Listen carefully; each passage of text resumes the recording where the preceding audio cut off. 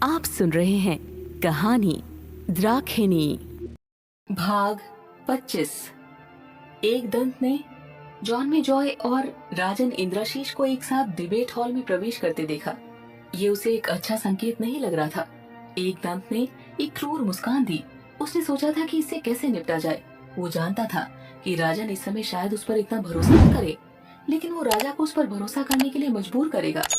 एक राजा जिसने अश्वमेध पूरा किया था, उसमें पुरुष अहंकार होना चाहिए। उसके बाद राजन ने जॉन में जॉय पर कैसे विश्वास किया, ये देखना मजेदार होगा। हॉल के अंदर जॉन में जॉय ने राजन से कहा, आप एक पिता बनने जा रहे हैं। मैं आपको बधाई देता हूँ। हालांकि खुशी आने से पहले बुरी घटनाएं और संकेत आएंगे। यदि आप उनसे सुरक्षित रहना चाहते हैं तो आपको कुछ जटिल शास्त्र सीखने की जरूरत है। मैंने आपको पहले ही सूचित कर दिया था। आपको अष्ट सिद्धि सीखनी होगी और देवी द्रक्षाणी को उसके कारागार से जगाना होगा। जब वो जागेगी तभी हम दुष्ट शक्ति को समाप्त कर सकते हैं। अभी आप रानी की सारी जिम्मेदारी उसकी माँ को देते हैं। सुबह अपने शाही कर्तव्यों को पूरा करें और रात को मेरे साथ सिद्धि सीखने के लिए बैठ जाओ। आप भाग्यशाली हो कि देवी द्राक्षाणी तुम्हारी कुल देवी के रूप में तुम्हारे राज्य की अध्यक्षता कर रही है।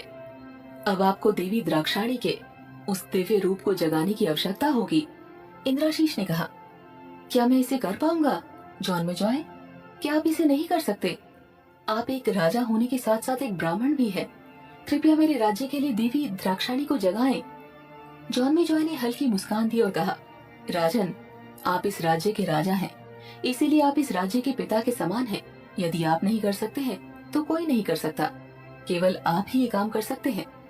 आज रात हम एक साथ साधना के लिए बैठेंगे। तैयार हो जाओ राजन। जिस बच्चे की उपस्थिति आपके भाग्य में लिखी है वो अब उर्मिमाला के गर्भ में है। आपको बच्चे को बचाने की जरूरत है। जॉन में जॉय ने हॉल छोड़ दिया और इंद्राशीष भविष्य के बारे में सोचकर भागने लगे। हालांकि उसी समय एक दंत हॉल में आ गया। राजन, आप गलत रास्ते पर चल रहे हैं। ये राज्य देवी द्रक्षाणी के प्रकोप के तहत नष्ट हो जाएगा। वो एक शांतिपूर्ण देवी नहीं है। वो केवल मनुष्य के खून से संतुष्ट है। आप क्या सोच रहे हैं कि आप क्या कर रहे हैं? जॉन में जॉय द्वारा सोचने के लिए मजबूर किया गया वो सच नहीं है। उसने अपना बीज बोया है और वो अब इसे आपका कह रहा है। वो बदला लेने के लिए ये सब कर रहा है। एकदम समझ गया कि उसने एकदम सही जगह तीर मारा है। इस समय रहस्य और शंका को बढ़ाने के लिए कुल पुरोहित ने शॉल उठाकर उस जगह से निकलने की कोशिश की। हालांकि राजन ने उसे गंभीर स्वर में रोका। आप जो कुछ भी कहना चाहते हैं पहले स्पष्ट रूप से कहो, फिर आप जा सकते हैं। एक दंत अपनी जगह पर रुक गया। आपकी इच्छा ही मेरी आज्ञा है राजन। एक दंत ने ताली बजाकर दासी को बुलवाया। उसने अपनी आंखों से संकेत दिया और नौकरानी एक विस्तृत शराब की कंटेनर के साथ वापस आ गई। एक दंत ने मामला अपने हाथ में लिया और नौकरानी वापस चली गई। दूसरी ओर राजन ने दो शब्दों के अर्थ जानने के लिए गंभीरता से प्रतीक्षा की। एक दंत ने राजन के मन की इस अनुपस्थिति का फायदा उठाया और मौत की राख को शराब में डाल दिया। इस राख में एक विशेष मंत्र था जो मानव मन की चेतन शक्ति से कुछ ही समय में छुटकारा दिलाएगा।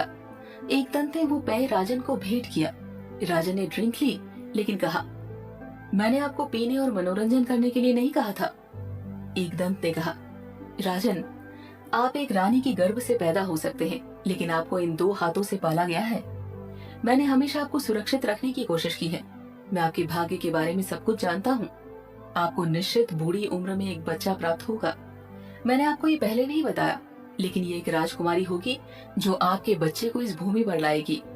अभी भी उसके लिए कुछ समय बचा है। ये कैसे संभव है कि एक मात्र किसान बेटी को आपका बच्चा मिल सके? अब तक मेरी कोई भी भविष्यवाणी गलत नहीं हुई है। अब ये कैसे हुआ?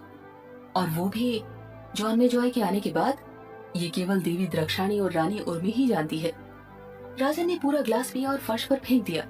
अपनी आवाज में गड़गड़ाहट के साथ राजन ने कहा, क्या आप जानते हैं कि आपने जो कहा उसके लिए मैं आपको मौत की सजा दे सकता हूँ? एक दंत ने कहा, मैं साबित कर सकता हूँ कि ये बच्चा आपका नहीं है।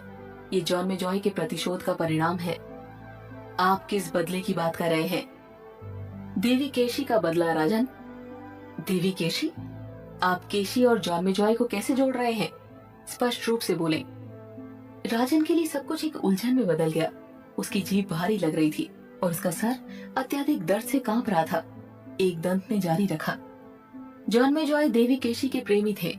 किसी कारण से उन्होंने देवी केशी से शादी करने से इनकार कर दिया था, लेकिन बाद में जब उन्होंने अपने प्रेमी की क्रूर मौत के बारे में सुना तो जॉनमेजॉय इसे स्वीकार नहीं कर सके। इसीलिए उन्होंने आपको युद्ध के लिए बुलाया, लेकिन युद्ध की शुरुआत में उन्होंने आपको दोस्ती का प्रस्ताव दिया और आपके अतिथि के रूप में आपके महल में आ गए। जॉनमेजॉय देवी द्रक्षाणी के मंदिर में रानी के साथ एक रिश्ते में चले गए। मंदिर में एक गुप्त गुफा है जिसके बारे में तुम नहीं जानते थे। वे वहां गए और संभोग में लगे। रानी उर्मिमाला उसी के परिणाम स्वरूप गर्भवती है। केशी, जॉनमेजॉय, गुप्त गुफा। चलो चलते हैं। मैं आपको वो गुप्त स्थान दिखाऊंगा जो इतने सालों से बंद है। इसे शापित कहा गया था। इस प्रकार ये आपके दादा के शासन काल के दौरान बंद कर दिया गया था।